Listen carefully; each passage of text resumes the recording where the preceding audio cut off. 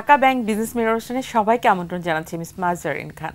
দর্শক, আজ আমরা বিষয় রেখেছি পুঁজিবাজারের উত্থান পতন। আমরা দেখছি যে সামগ্রিক যে অর্থনৈতিক পরিস্থিতি, সেই পরিস্থিতিতে দীর্ঘ সময় পুঁজিবাজারের নেতিবাচক প্রভাবের পরে কিছুটা সময় আমরা বিনিয়োগকারীদের মধ্যে দেখছি যে ইন্ডেক্সের কিছুটা পরিবর্তন হয়েছে, তবে সেই পরিবর্তনের স্থায়িত্ব নিয়েই বিনিয়োগকারীদের মধ্যে খানিকটা প্রশ্ন রয়েছে যে আসলে বাজার কতদূর যাবে এবং সামনে পুঁজিবাজারের পরিস্থিতি কি হবে। অনেক বিনিয়োগকারী আসলে বিনিয়োগে আস্থা রাখার জন্য তারা বিনিয়োগ করবে কি করবে না এটা নিয়ে অনেকে দ্বিধা প্রকাশ করছে, এবং বাজারে আমরা দেখছি যে ইন্ডেক্সেরও গতি প্রকৃতির অনেকটা পরিবর্তন এসেছে। এ বিষয়ে কথা বলার জন্য দুজন পুঁজিবাজারের বিশ্লেষক আমরা আমাদের স্টুডিওতে আমন্ত্রণ জানিয়েছি। শুরুতে পরিচয় করিয়ে দিচ্ছি ডক্টর জহিরুল ইসলাম, প্রাক্তন ভাইস প্রেসিডেন্ট ডিবিএ, চেয়ারম্যান প্রাইলিং সিকিউরিটিজ লিমিটেড। আমাদের সাথে রয়েছেন মোহাম্মদ এ হাফিজ, প্রাক্তন সভাপতি বাংলাদেশ মার্চেন্ট ব্যাংকার্স অ্যাসোসিয়েশন। উনি এরিস্টোক্রেট অ্যাডভাইজার্স অ্যান্ড অ্যারেঞ্জার্স, AAA অ্যাডভাইজার্স। আমরা চলে যাচ্ছি আমাদের আজকের অনুষ্ঠানে। আপনাদের দুজনকে স্বাগত আমাদের অনুষ্ঠানে আসার জন্য। শুরুতেই ডক্টর জহিরুল ইসলাম, আপনি যেহেতু ডিভিএ এবং গিয়ে ব্রোকারেজ হাউসের সাথে আছেন, সেহেতু বিনিয়োগকারীদের সরাসরি আসলে প্রতিনিধিত্ব আপনি করেন। কেমন আছে আসলে বর্তমান বাজারের বিনিয়োগকারীরা? আসলে এটা তো বলার অপেক্ষা রাখে না জেরিন। বিনিয়োগকারীদের অবস্থা আসলে তথৈবচ অবস্থা। মানে এরকম সিচুয়েশান আমার 20 বছরের ক্যারিয়ারে আমি বিনিয়োগকারীরা এত হতাশাগ্রস্ত এবং তার এত মূলধন, তাদের যে লস, এরকম কোনো সিচুয়েশান কখনই হয়নি। তো এটা আসলে খুবই দুঃখজনক বিষয়, এবং বিনিয়োগকারীরা যে কবে এখান থেকে রেহাই পাবে সেটাও কিন্তু আসলে আমরা বলতে পারছি না। বিকজ আপনি দেখেন বিনিয়োগকারীরা লাস্ট 2-3 ইয়ার্সে যে শেয়ারগুলো কিনেছিল, সাপোজ একটা শেয়ার 100 টাকায় ছিল, সেই শেয়ারটা চলে আসছে 5 টাকা বা 60 টাকা। তো এখানে তার মানে কি আপনার 10 টাইমস কমে গেছে। তো এই যে পুঁজিটা সে হারালো, এইখান থেকে তার ওঠা কতটুকু উঠতে পারবে? বিকজ যেই শেয়ারগুলো তারা কিনেছিল সেগুলো ফান্ডামেন্টালি বেসড শেয়ার ছিল না, হয়তোবা হুজুগে তারা কিনেছে, এবং এখন তাদের প্রকৃত যে চিত্র সেটা প্রকাশ পেয়েছে। তো এই বিনিয়োগকারীদের দিয়ে কিন্তু আর সামনে এই মার্কেট চালানো সম্ভব না।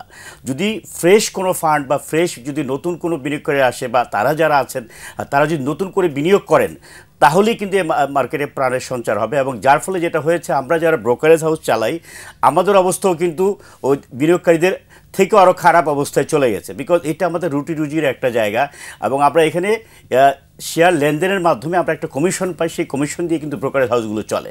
আগে ধরো লেনদেন হতো 1000 কোটি টাকা বা 3,000 কোটি টাকা লেনদেন হয়েছে, এখন সেই লেনদেন নেমে আসে 200 থেকে 300 কোটি টাকার মধ্যে। তো আমরা তো সেইভাবে আমাদের হাউসগুলোকে সেট আপ করেছি, এবং সেইভাবে আমরা আমাদের ম্যান পাওয়ার নিয়েছি, আমাদের অফিসকে সেট আপ করেছি, আমরা সব কিছু সেভাবে গুছিয়ে সেভাবে তৈরি করেছিলাম। তো আমাদের তো একটা মান্থলি একটা ব্রেক ইভেন একটা অ্যামাউন্ট আছে। তো সেই জায়গার থেকে আমরা দেখা যাচ্ছে যে 20% কাভারও করতে পারছি না, এবং এইভাবে আমরা লাস্ট 1.5 বছর যাবৎ কিন্তু নিজেদের পকেট থেকে নিজের টাকা খরচ করে কিন্তু আমরা আমাদের অফিসগুলো মেনটেন করছি, পাশাপাশি আমাদের যারা স্টাফ আছে তাদেরকেও আমরা চালিয়ে যাচ্ছি। তো এটা কতদিন আমাদের পক্ষে চালানো সম্ভব আমরা জানি না। তো সেই জন্য আমি যেটা মনে করি যে বিনিয়োগকারী এবং ব্রোকারেজ হাউসে যারা আছেন বা এর সাথে যারা ইন্টারমিডিয়েট যারা আছেন, যুক্ত আছেন, তাদেরকে যদি বাঁচাতে হয় এখানে একটা প্ল্যান পরিকল্পনা নিয়ে আমাদের আগাতে হবে, এবং একটা প্ল্যান দিতেই হবে। এবং আপনি দেখেন যে প্রায় 1 বছর হয়ে যাচ্ছে, নতুন একটা রেজিম আসলো এবং নতুন কমিশন গঠন হলো, দেশে একটা ভাবলাম যে আমরা একটা বড় পরিবর্তন আসবে, কিন্তু ক্যাপিটাল মার্কেটে তার কোনো দৃশ্যমান কোনো কিছু আমরা দেখতে পেলাম না কিন্তু। এবং দেখেন যেই হাল ছিল সেই হালেই আছে, লেনদেনের কোনো গতি নাই, কোনো কিছুতেই কোনো পজিটিভ কিছু নাই। তো এইভাবে চলতে থাকলে তো আসলে সমস্যা। এবং দেখেন আইপিওর যে বিষয়টা, একটা আইপিও কিন্তু আসছে না। এবং ব্রোকারেজ হাউসগুলো বেসিক্যালি এখানে যেটা হয় যে যখন নতুন একটা আইপিও হয় তখন কিন্তু একটা হাউসগুলোতে একটা চাঞ্চল্য তৈরি হয়, এবং বিনিয়োগকারীদের মধ্যে একটা স্বতঃস্ফূর্ততা তৈরি হয়। এবং আপনি খেয়াল আছে কিনা, যখন গ্রামীণ ফোন আসলো তখন কিন্তু মার্কেটে একটা ভাইব্রেন্সি তৈরি হলো। তো এরকম আমরা যেটা চাচ্ছি এখন, যে আপনি যদি ফান্ড দিতে না পারেন, ফ্রেশ ফান্ড যদি নাও দেওয়া যায়, আপনি ফ্রেশ ইস্যু দেন, ভালো যদি ইস্যু দেওয়া যায়, মার্কেটে কিন্তু একটা চাঞ্চল্য তৈরি হবে এবং একটা পোলারাইজেশন হবে। তখন মার্কেটে নতুন বিনিয়োগকারী আসবে, এবং সেটাকে আমরা তখন আলটিমেট একটা ভালো দিকে নিয়ে যেতে পারবো। তো সেটাও কিন্তু আমরা দেখতে পাচ্ছি না। গাইডলাইন তৈরি হচ্ছে, এবং সেই গাইডলাইন তৈরিতে এত সময় লাগার কথা না। তো এই বিষয়ে আমার মনে হয় যে যারা রেগুলেটরি বডি আছেন, এবং এখানে আরও অনেকগুলো মানে আপনার কমিটিও গঠন হয়েছে, তাদের কাজগুলি তারা যদি দ্রুত করে তাহলেও কিন্তু হয়। আমার কাছে সেটাই মনে হয়। যেটা উনি বলছিলেন যে ঠিক একই পরিস্থিতি, যেহেতু জুন ক্লোজিং, সো কোম্পানিগুলোরও অনেক আমরা দেখছি যে আর্থিক প্রতিবেদন আসবে, তারা তাদের ইগুলো প্রকাশ করবে, এবং পাশাপাশি যেহেতু একটা রাজনৈতিক অস্থিরতার মধ্য দিয়ে আমরা দীর্ঘ সময় পার করে আসছি, তো সেখানেও আমরা দেখি যে নতুন ইন্টার্ম গভর্নমেন্টের জুন মাস চলে আসছে, হয়তো জুলাই হলে আরও আমরা দেখছি যে প্রায় 1 বছরের কাছাকাছি হয়ে যাচ্ছে। তো এমন একটা সময় আসলে দীর্ঘ সময় পুঁজিবাজারটা নিম্নমুখী থাকা, এটা আসলে কতটুকু যৌক্তিক, বা এর জন্য তো এই মুহূর্তে যেহেতু নির্বাচিত সরকার নেই, তো ফ্রেশ ফান্ড আনা বা করা, এটিকে আসলে কোনোভাবে পলিসি লেভেল ইনভলভ করা কি সম্ভব? আসলে ব্যাপারটা হচ্ছে কি, আমরা যে দীর্ঘ সময় এই অবস্থার মধ্যে দিয়ে যাচ্ছি, এটা তো ব্যবস্থা নিতে হবে। এটা তো এইভাবে কখনোই যায় নাই। ওই যে ডক্টর ভাই বলেন একটু আগে যে প্রায় 10-12 বছর যাবৎ, 15 বছর যাবৎ একই অবস্থা চলতেছে। সেই 2010-এর পরে যখন মার্কেটটা অত্যন্ত ভাইব্রেন্ট হয়েছিল, ভালো অবস্থা চলছিল, সেখান থেকে একটা উত্থানের পরে একটু কারেকশন হবে, আবার সেটা ঘুরে দাঁড়াবে। এটি তো পুঁজিবাজারের ধর্ম, নীতি, বা এটি হওয়া উচিত। কিন্তু আমাদের এখানে পুঁজিবাজারকে মনে হচ্ছে যে এটা একটা আমাদের বৈমাত্র সন্তান, এটা একটা দেখার কেউ নেই। তাহলে আমাদের রেগুলেটরি বডি যারা আছেন, তারা তো আমাদের মার্কেটের guardian, they should come over immediately. তাদেরকে আসা উচিত, তাদেরকে বলা উচিত, তাদেরকে বডি ল্যাঙ্গুয়েজ হলেও দেখানো উচিত যে না, তারা এই মার্কেটের জন্য কিছু করছেন। আজকে যে উনি বলেন ব্রোকার হাউস, আমিও তো একজন ব্রোকার হাউসের একজন মেম্বার। আমি জানি আজকে আমাদের ব্রাঞ্চগুলো বন্ধ করে দিতে হয়েছে। আমার প্রায় 4টা ব্রাঞ্চ আমরা বন্ধ করে দিয়েছি। তো এই যে যেখানে বিনিয়োগের জন্য উন্মুক্ত দ্বার হবে, সেখানে আরও নিজেদেরকে সংকুচিত করে নিচ্ছে। কেন? Because we have to survive ourselves, there are no other alternatives than this. তো এক্ষেত্রে যেটা সবচেয়ে বেশি প্রয়োজন হচ্ছে, যারা নীতি নির্ধারণী মহলে আছেন, তাদের উচিত হচ্ছে সংশ্লিষ্ট সবাইকে নিয়ে বসে কথাবার্তা বলা। কথাবার্তা বলতেছেন, কিন্তু এটা মনে হচ্ছে যে একটা জাস্ট লোক দেখানো ভাব। কেন? আসলে কি সলিউশন নাই? আমি তো দ্ব্যর্থহীন ভাষায় এই জায়গায় ওপেন ফোরামে বলতে পারি, there are solutions behind it. Solutions আছে, সলিউশন আপনারা খুঁজে পাচ্ছেন না, because maybe your lack of experience. অবশ্যই আমি সেটাকে দায়ী করবো, কারণ আপনারা অনেক উচ্চশিক্ষায় শিক্ষিত, অনেক ক্যাপেবল সজ্জন ব্যক্তি আপনারা, কিন্তু আপনাদের এক্সপিরিয়েন্সটা নাই। দ্ব্যর্থহীনভাবে এই কথা বলতে আমার দ্বিধা নেই। অথচ যাদের অভিজ্ঞতা আছে তাদেরকে নিয়ে কথা বলেন, তাদেরকে তো আপনারা ডাকেন না, তাদেরকে তো জিজ্ঞাসা করেন না যে কী করা উচিত। অতএব আপনারা ওই সেই ভুল করেই যাচ্ছেন। কন্টিনিউয়াসলি পুঁজিবাজার পড়তে আছে, এবং এটা তলানিতে থেকে তলানিতে চলে যাচ্ছে। মানুষ ইনভেস্টার কেন আসবে মার্কেটে? মানুষ কেন যায়? কিছু ব্যবসা করার জন্য। শেয়ার মার্কেট যদিও ব্যবসার জায়গা না, শেয়ার মার্কেট ইনভেস্টমেন্টের জায়গা। আমরাই বলি, আমরা কি বিনিয়োগকারী তৈরি করতে পেরেছি? নো। আমরা যা তৈরি করেছি সব ট্রেডার তৈরি করেছে, সব ট্রেডার। এখন আমাদের উচিত রোড শো করা, এখন আমাদের উচিত নতুন ইনভেস্টরকে দেখে নিয়ে আসা, এখন আমাদের উচিত বলা যে না, এই মার্কেটে এতদিন পর্যন্ত যা হয়েছে, যেহেতু আপনারা অনেক রিফর্ম করেছেন, আমি আপনার রিফর্মের বাইরে কোনো কথা বলছি না, ভালো কথা করবেন অবশ্যই। এখানে রং ডুইং হলে আপনারা দেখবেন, because you are authorise to see those things. আপনাদের দেখতে হবে যে এখানে কেউ রং ডুইং করলো কিনা, খারাপ কোনো কিছু করলো কিনা, গ্যামলিং করলো কিনা, সিরিজ বাই করলো কিনা, এগুলো তো আপনাদেরই দেখার দায়িত্ব। এটা দেখার দায়িত্ব তো সাধারণ বিনিয়োগকারীদের না, নাইদার দেখার দায়িত্ব ব্রোকার হাউসের নর মার্চেন্ট ব্যাংকের। আমাদের যে ইনভেস্টর যারা আসে, তারা কি করে? তারা শেয়ার কেনা বেচা করে, তারা কিছু প্রফিট করতে আসে। তারা যখন দেখে তাদের শেয়ার 100 টাকার শেয়ার যেটি বলে যে 10 টাকা হয়ে গেছে, তারা কি এখানে আসবে? জীবনেও তার এখানে আসবে না। যেটি আসলে জহির সাহেব বলছিলেন যে ফ্রেশ ফান্ড প্লাস হচ্ছে গিয়ে ফ্রেশ কোম্পানি, দুটারই এখন দরকার, বিকজ অনেক কোম্পানি এখন কিন্তু ইনঅ্যাক্টিভ। একটা বছর হয়ে গেছে আমাদের কোনো আইপিও নাই। আইপিও অর্থাৎ কি? একটা নতুন ফান্ড ফ্লো আসা, একটা নতুন জোয়ার আসা, নতুন ইনভেস্টর তৈরি হওয়া। আইপিও তো পলিসি হচ্ছে, কতদিন লাগবে সেই পলিসি হতে? Where is our book building policy? আপনার কথায় কথায় বলতেছি ভালো কোম্পানি আসে না। ভালো কোম্পানি কেমনে আসবে? বুক বিল্ডিং আইনটা ঠিক আছে? আমি তো ওপেন ফোরামে বলছি বুক বিল্ডিং আইন ইজ এ ফল্টি আইন, ইজ এ ফল্টি ল, রং ল। 10 মিনিটের ভিতরে সমস্ত শেয়ার বিক্রি হয়ে যায়। কোথায় পাইছেন বুক বিল্ডিং আইন এরকম করে রাখতে আপনারা? কে বলেছে আপনাদেরকে এই আইন প্রণয়ন করতে? বুক বিল্ডিং আইন দেখবেন না আপনারা? বুক বিল্ডিং আইন দুনিয়াতে আর কোথাও নাই। সারা দুনিয়াতে বুবুলি আইনে ভালো ভালো শেয়ার আসতেছে না, আমাদের দেশে কেন আসতেছে না? বিকজ আমাদের ভালো কোম্পানিগুলোর ন্যায্য দাম পায় না বলে। একটা কোম্পানি 20 বছর 25 বছর আগে তৈরি করা কোম্পানি, তারা কোম্পানির তাদের অ্যাসেট বেড়েছে, অ্যাসেট ভ্যালু বেড়েছে, সব কিছু বেড়েছে, তাদেরকে আপনি 10 টাকা আপনার সাথে একটু অ্যাড করতে চাই, সেটা হচ্ছে আপনি তো মার্চেন্ট ব্যাংক অ্যাসোসিয়েশনের প্রেসিডেন্ট ছিলেন এবং মার্চেন্ট ব্যাংকগুলোর কাজ হচ্ছে নতুন ইস্যু নিয়ে আসা। তো আমরা দেখছি যে ইন্টার্ম গভর্নমেন্টও চাচ্ছিল সরকারি যে অর্গানাইজেশনগুলো আছে এবং নতুন যে কোম্পানিগুলো আছে তাদেরকে ইনভলভ করার। আমরা ইতিমধ্যে দেখেছি রাজনৈতিক অস্থিরতার কারণে লোকাল কোম্পানিগুলো যেভাবে ক্ষতিগ্রস্ত হচ্ছে এবং তাদের ম্যানেজমেন্ট রাজনৈতিক ব্যক্তিবর্গ থাকার কারণে সেই কোম্পানিগুলো অনেকে বন্ধ অবস্থায় আছে। আবার অন্যদিকে আমরা বহুজাতিক যে কোম্পানিগুলো আছে সেগুলো প্রত্যেকেই কিন্তু প্রফিটেবল অবস্থায় আছে এবং মার্কেটে তারা ভালো অবস্থায় সার্ভাইভ করে যাচ্ছে। তো এই কোম্পানিগুলোকে আপনার রাজনৈতিক অবস্থার বাইরে নিয়ে তাদেরকে যদি আমরা রান করতে চাই, সেটার কি আসলে ইন ফিউচারে কোনো পলিসি ডেভেলপমেন্ট করা যাবে কিনা? যারা ম্যানেজমেন্ট বোর্ডে থাকবেন তারা এই জায়গাগুলো কিভাবে স্বচ্ছতা এবং জবাবদিহিতা নিশ্চিত করা যায়? কেন যাবে না? কেন কেউ জবাবদিহিতার উঠতে থাকবে?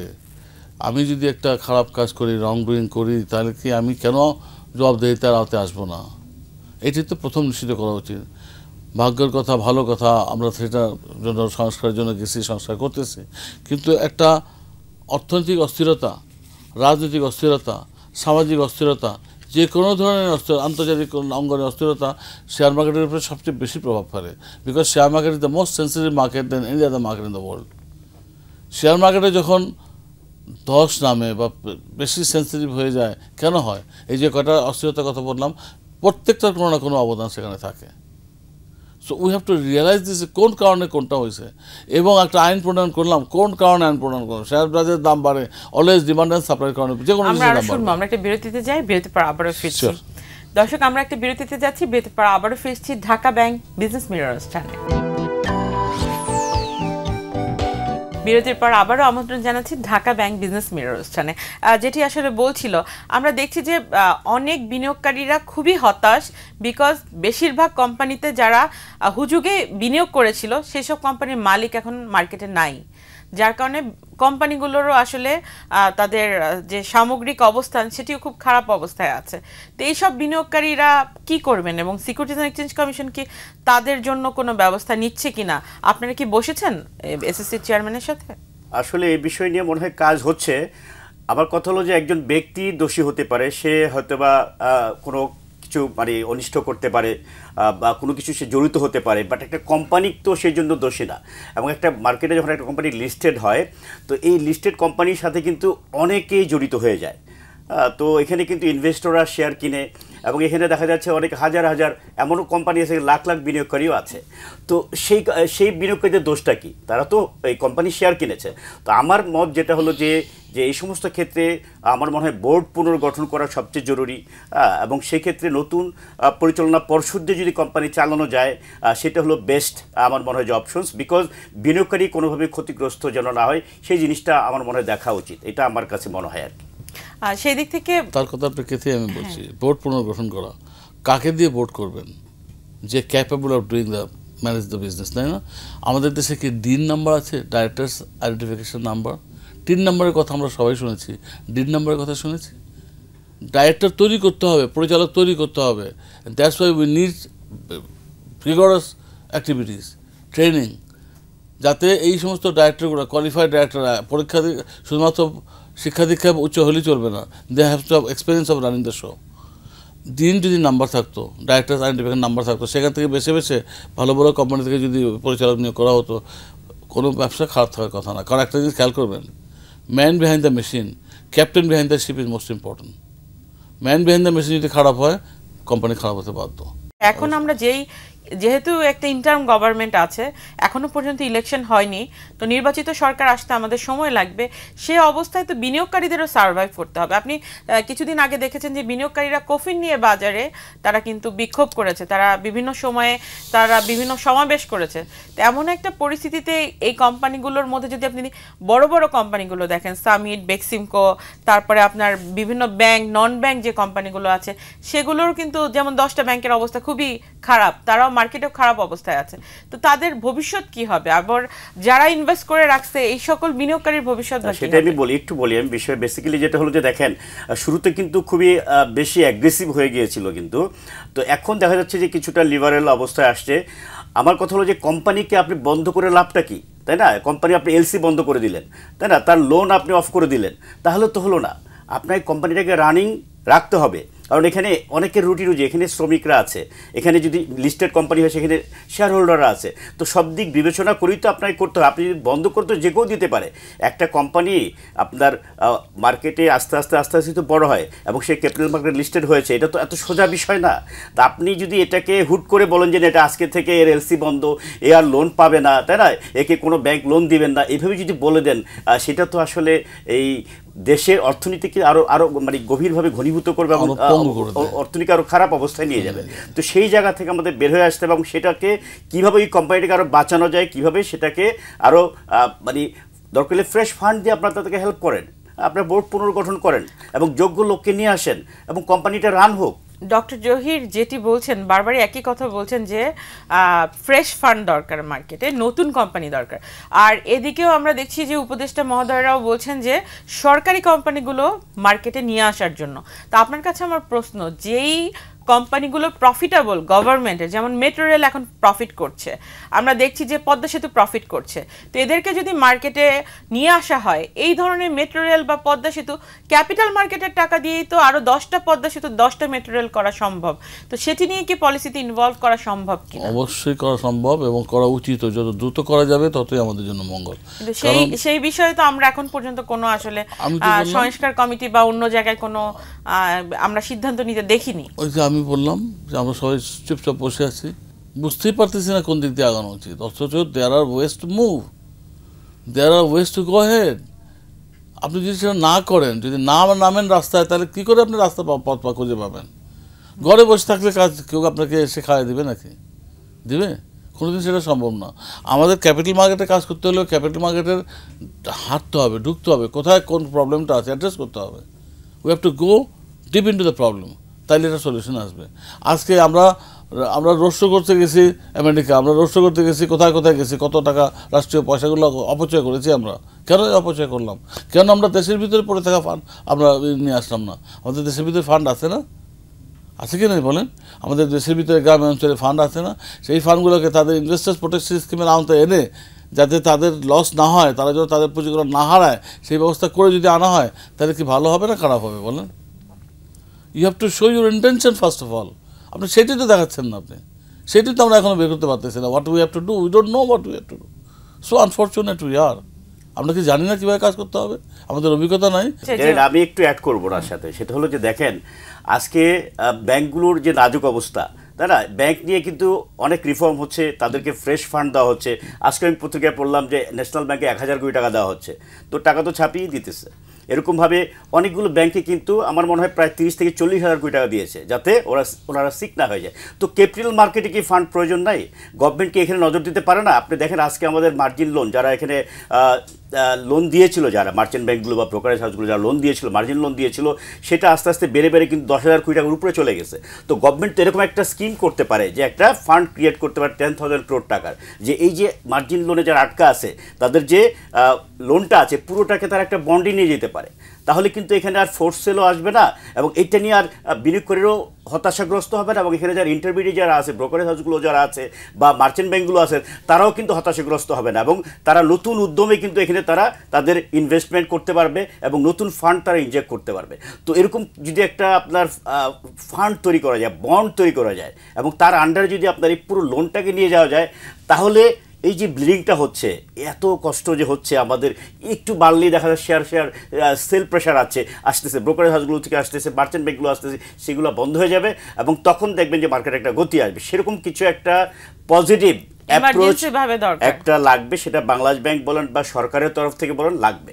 ব্যাংকগুলোকে ওনারা হেল্প করতেছে, কিন্তু আমাদের যে আমরা যে ব্রোকারেজ হাউস যারা, আমরা ক্যাপিটাল মার্কেটে যারা আছি, তাদের দিকে তো আপনাদের কোনো নজর নাই। কিন্তু এখানে তো একটা বড় গ্যাপ তৈরি হয়ে গেছে। বিনিয়োগকারীরা একদম আমাদের রেগুলেটরি বডি যারা আছেন শীর্ষস্থানীয়, সেখানেই আস্থার একটা বড় সংকট তৈরি হয়েছে এবং সেই আস্থার সংকটে আসলে এখন রিব্র্যান্ডিং প্রয়োজন। তো সেই জায়গায় কি আসলে বিনিয়োগকারী এবং আমরা দেখি যে ব্যাংকগুলো যদি ভালো না করতে পারে, গ্রাহকের সাথে যদি আস্থার সংকট তৈরি হয়, তখন সেটা চলমান রাখা খুব কঠিন। তো বিনিয়োগকারীরা যদি আসলে এখন এই মুহূর্তে নেতৃস্থানীয় আমাদের রেগুলেটরি বডির উপর আস্থা না রাখতে পারে, তখন তো যত কিছুই হোক বাজার ঘুরে দাঁড়ানোটা অসম্ভব হয়ে দাঁড়ায়। সেই জায়গায় করণীয় কি? আপনার নিশ্চয়ই মনে আছে 1995 সনের কথা, থাকলেও 2010-12 কথা তো মনে আছে।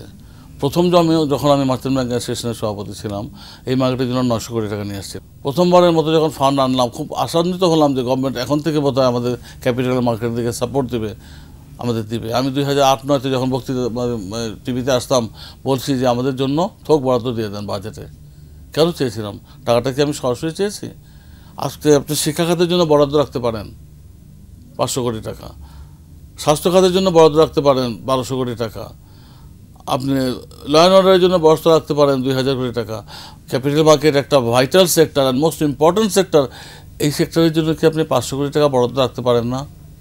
তো রাখলে কি কোনো ক্ষতি হবে? 5000 কোটি টাকা রাখলেই বা ক্ষতি কি? কেউ তো চায় না এই টাকা আমাদের কাছে। That will build up the confidence, and confidence is the foundation of the capital market. You give the confidence, fund will come automatically. কোথেকে আসবে আপনি চিন্তা করতে পারবেন না। You know that. আপনি অনেকদিন যাবত ক্যাপিটাল মার্কেটের সাথে আছেন, যুক্ত আছেন, নিজেও জানেন। আপনি যদি আপনি কনফিডেন্স দেন, দেখেন কোথেকে ফান্ড আছে, আসতেই হবে ফান্ড। যারা আসলে পলিসি নিয়ে কাজ করছে তাদের উদ্দেশ্যে কিছু বলার আছে কিনা বিনিয়োগকারীদের জন্য? ক্যাপিটাল মার্কেটে ওন করতে হবে। এখানে ক্যাপিটাল মার্কেটের জন্য বাজেট, যে প্রতিবার যে আপনার যে বাজেট হচ্ছে, সেই বাজেটে একটা চিন্তা ভাবনা রাখতে হবে যে ক্যাপিটাল মার্কেট কীভাবে ফারিশ করা যায়, এখানে কি ফান্ডটা, অল্টারনেটিভ ফান্ডটা এটা ব্যাংক থেকে না নিয়ে কীভাবে ক্যাপিটাল মার্কেট থেকে কোম্পানিগুলো তুলতে পারে, সেই বিষয়ে সুনির্দিষ্ট একটা অ্যাপ্রোচ থাকা উচিত। হ্যাঁ, তো সেই জিনিসটারই অভাব। আর আমাদের এখন যে বিনিয়োগকারীদের যে অবস্থা, তাদের মধ্যে সবচেয়ে যে বিষয়টা কাজ করছে হতাশা, এবং তাদের কোনো রকম আত্মবিশ্বাস এই মার্কেটের প্রতি নাই। আর তারপরেও বিভিন্ন ঘটনাগুলো ঘটছে পারিপার্শ্বিক, সেই ঘটনাগুলোতেও কিন্তু বিনিয়োগকারীরা আতঙ্কিত অবস্থায় আছেন। তো সেগুলো আমরা অনেকবার বলার চেষ্টা করেছি, এবং এগুলো যদি কর্তৃপক্ষ সুনজরে নেয় এবং বিনিয়োগকারীদের প্রতি তারা যদি আরও সহনশীল হন, তাহলেই কিন্তু আমার মনে হয় যে মার্কেট আস্তে আস্তে ঘুরে দাঁড়ানো সম্ভব।